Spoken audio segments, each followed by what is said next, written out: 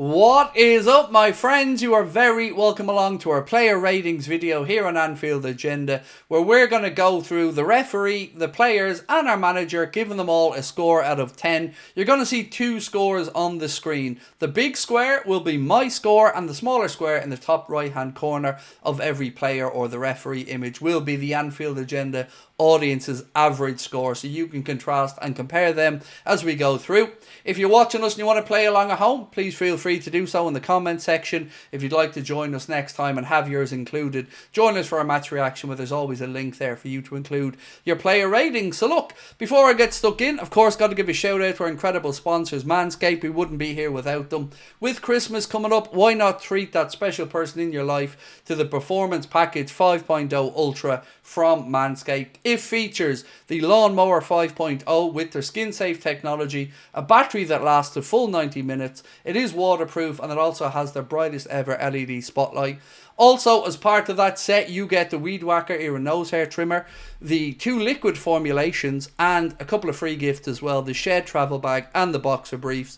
You can get that or anything else at manscaped.com with 20% off and free shipping by using our code Anfield20 at checkout, or by scanning the QR code in the bottom corner. Right, so let's start off with the referee. And I like when I can moan about referees without having to say that they had any impact on the game, because he was an arsehole. There's no other way to say it. He was absolutely awful. And if you haven't seen Luis Diaz yellow card, treat yourself to it, because it is nonsensical and it is hilarious. He slips. The Girona player then, about a second later, comes up, knees the shoulder of Diaz, rolls around on the ground like a little child, and the referee somehow manages to book Luis Diaz. On top of that, there was so many fouls he wasn't given, and I thought he was just shocking. So for me, referee gets a score of 5. You guys, you're not feeling much better about him. You guys have given him a score of 5.3. Next up is Alisson Becker. And what a return from Alisson. I mean, a top-notch performance. He was your Anfield Agenda man of the match, although TNT Sport gave it to Andy Robertson. I'm a bit baffled by that one, to be honest. But you guys voted for Alisson Becker, and look, he was near perfect today. Only thing I could nitpick on a little bit was perhaps his distribution wasn't as we would have expected it to be, but every time he was asked to make a save, he did, and it didn't look like he missed a beat. Didn't look like he'd been out for months. A great performance from Alisson. So I think fully deserving of a score of 9 from me, and you guys have gone a little bit lower with an average score of 8.5. Next up, the TNT Sport man of the match, Andy Robertson. And look, I've got to say, whilst I think Robbo is returning to look a little bit more like the Robbo we know and love, I felt like both of our fullbacks in this game were nowhere near at the level we needed them to be. They were getting into good positions, but ultimately that last ball was wasteful. So I didn't think it was great from Robbo, to be honest. So I've given him a 6.5. You guys, a little bit higher with your score. You've given him a score of 6.8. Let me know in the comments if you agree or disagree with what you're hearing so far. Right, our captain, Virgil Van Dijk. I thought he had a very good game. Another clean sheet, by the way, 5 in a row I think now in Europe, and Virgil alongside Joe Gomez today. I thought he was the better of the 2 centre backs, let's be honest about that, and just continued on his very good form for the season. So for me today, I think Virgil, some of his passing was top notch as well. I've given him a score of 8. You guys again not feeling quite as generous as me, gone a little bit lower with an average score of 7.5. Joe Gomez. There was one incident that himself and Dominik Szoboszlai allowed Danjuma to just waltz through them, and it really frustrated me. That aside, I thought he did okay today. Certainly a better performance than we'd seen against Newcastle. So for me, I'm going to give Joe Gomez, I think, a fair score of 7.5. And again, you guys have gone a bit lower than me with a 7.1. But that was a little bit better today than Joe. From Joe, we know he's a very capable centre-back. So I think that performance against Newcastle was more to do with having Kwanzaa alongside him at right-back maybe than anything else. Now we move to right-back and Trent Alexander-Arnold, who made a huge difference when he came on against Newcastle. But today, like Robbo, I felt like they just struggled to really get into the game and impact it in the way we know they're both capable of. His range of passing today was a little bit hit and miss. The radar looked like it was a little bit off. And maybe he's still working his way back from that little brief timeout that he had. So Trent today obviously went over to Spain and realised very quickly over there, Spain's not what it's cracked up to be. Not all Trent, but much better off over in Liverpool, mate. So no need to be revisiting Spain anytime soon. I've given him a score of 6. And you guys have gone a bit higher than me, which is a difference to most of the scores. You've gone for a 6.6. Right, next up, Ryan Gravenberch, who did start to look a little bit weary, a little bit leggy, which is not unsurprising. You know, he's had a lot of football this season. And I thought you could see that we lacked McAllister in that midfield today. Jones and Szoboszlai are both almost too similar, so Gravenberch tucked in behind them. He is so press resistant, by the way.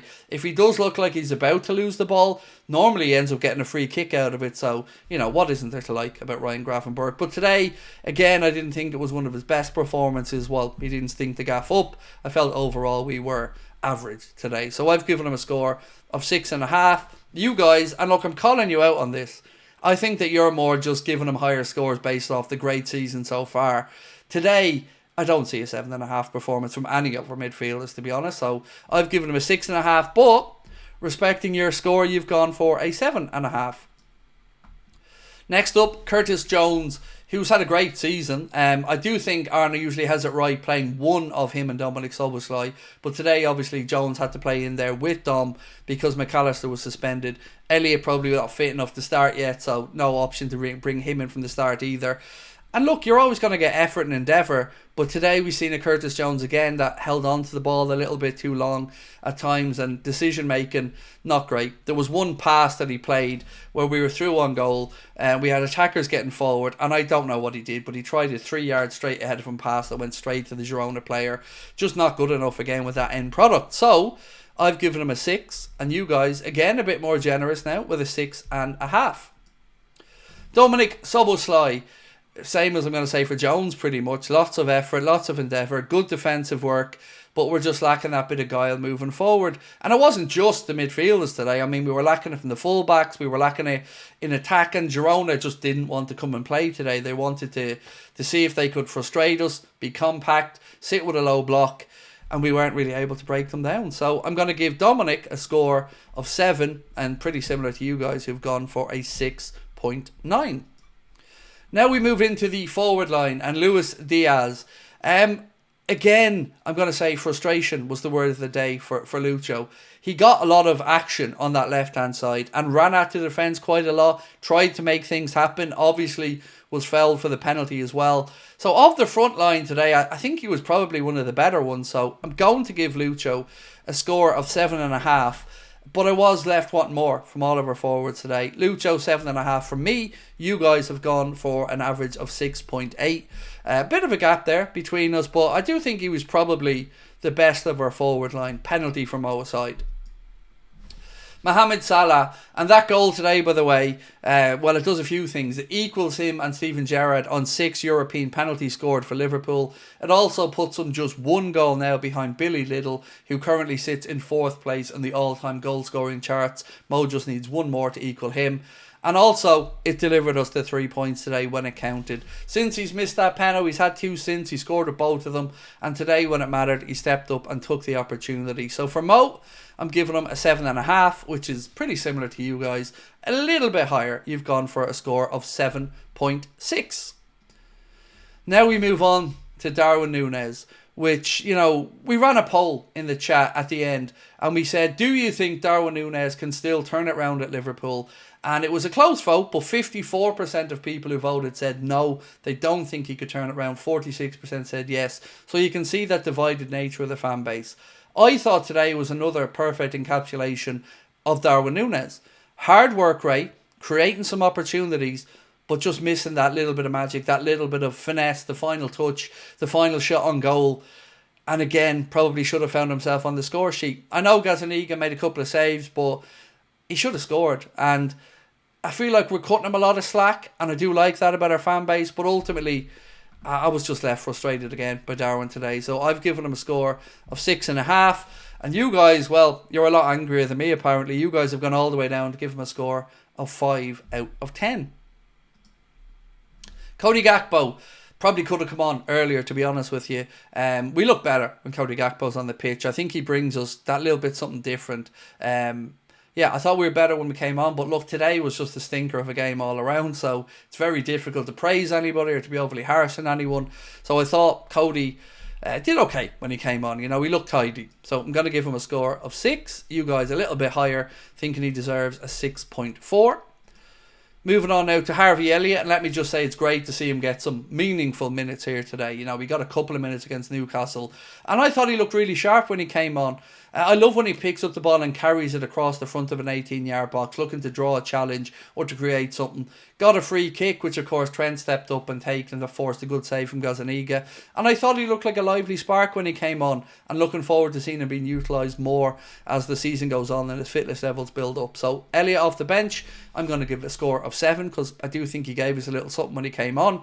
You guys feel a bit less happy about it. You've gone for a 6.2. And Wataru Endo, again, what can you say here? He was the closer. He was brought on to see out the game, and he did. Look, I know it's been a very difficult time for Wataru Endo because obviously Arne doesn't feel he's the right type of player, but he's a model pro, and he always does his best when he comes on. Trains really well, always has something positive to say. It's very difficult to judge a player based off a handful of minutes there today. So I've given him a score of 6, and you guys quite similar with a 6.2. And last, but by no means least, the gaffer. I mean, whatever he said at halftime today didn't really work. And he wasn't really able to get a performance out of the team. Albeit we won, right? We're 6 from 6, so we do have to state that. But after the game against Everton being postponed, I think everybody was expecting us to look a little bit fresher, a little bit better. And he probably could have made some subs a bit earlier. So taking all of that into account and, you know, weighing it against his own brilliant tactical performances so far this season, I feel my score of a 7 for the manager is fair. The Anfield Agenda audience have gone a little bit higher with a score of 7.5.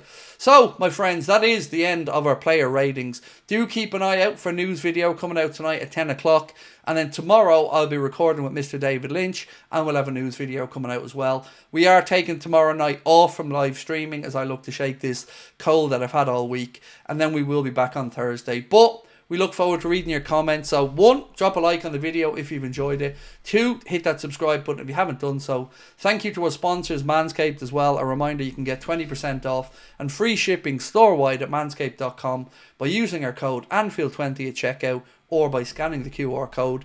But most importantly, a win is a win is a win. 6 wins from 6. We are now guaranteed a place in the round of 16 as one of the top 8 seeds. Hopefully we can finish top of the pile. But until then, thank you all for tuning in. We'll catch up with you soon. Much love. Bye-bye.